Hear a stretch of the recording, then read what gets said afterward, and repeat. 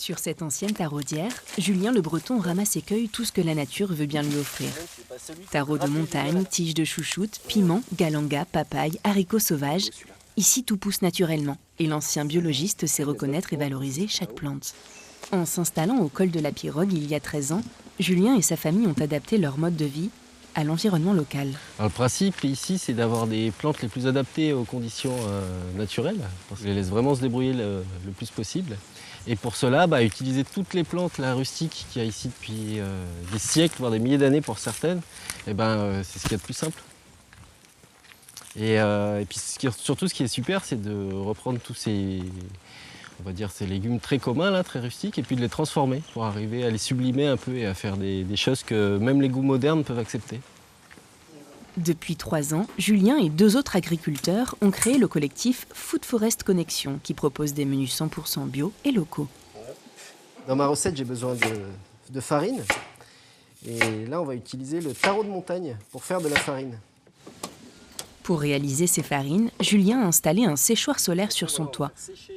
Il échange ses tarots frais contre des rondelles déjà séchées. Ça fait plusieurs années qu'on joue. On expérimente pour trouver des alternatives aux farines importées. C'est un super moyen de valoriser, c'est par exemple la banane verte. Là, on va rentrer dans la saison des cyclones. Il y a beaucoup de bananiers qui risquent de tomber avec des régimes qui vont être immatures. D'habitude, on les jette, ces régimes-là. Et nous, ce qu'on fait, c'est qu'on fait sécher notre banane verte en chips, qu'on réduit en farine, comme ça. Et ça nous fait une super farine qui peut être pour les gâteaux et tout. Elle est parfaite, quoi. Le collectif a reçu une commande pour le 31 décembre. Cette farine de banane sera utilisée dans des pancakes. Mais avant, Julien et ses 2 acolytes serviront des retombées de papaye verte, de la salade de coco, des crêpes de tapioca fourrées, une quiche au chou kanak et des acras de taro élaborés avec la récolte de ce matin.